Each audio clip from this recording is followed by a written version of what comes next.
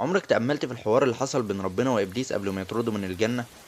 إبليس قال ربي بما أغويتني لأزينن لهم في الأرض ولأغوينهم أجمعين.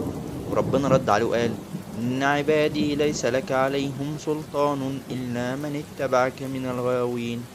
خلصت القصة. دي ثقة ربنا فيك، عارفك أكتر ما تعرف نفسك، عايز لك الخير وعايزك تكسب لأنه عارف إنك تقدر. انت مش مدرك قد ايه انت في نعمة، مش واخد بالك من النفس اللي طالع خارج ده، ولا من قلبك اللي بينبض، ولا من جسمك اللي شغال لحظة بلحظة. انت يمكن مش عارف قيمة نفسك، بس ربنا عارف.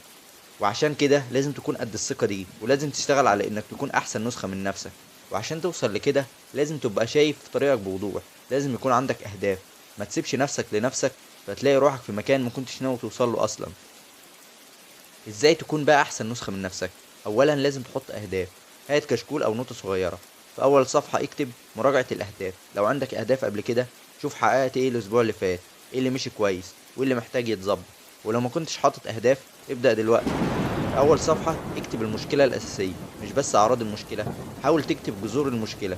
في الصفحة اللي بعدها اكتب اهداف الاسبوع الجديد. عايز تحقق ايه؟ اكتب كل حاجة انت عايزها. الاسبوع عندك فيه 168 ساعة، 168 فرصة ذهبية. شوف بقى انت هتقدر تستغلهم في ايه. وكمان في حاجة مهمة، لازم يكون عندك قائمة للحاجات اللي مش عايز تعملها، العادات اللي بتضيعك وعايز تبطلها. ولازم تكون الاهداف دي واضحة ومرتبطة بوقت. حاول تعلق الورقة دي على حيطة علشان تكون دايما قدامك.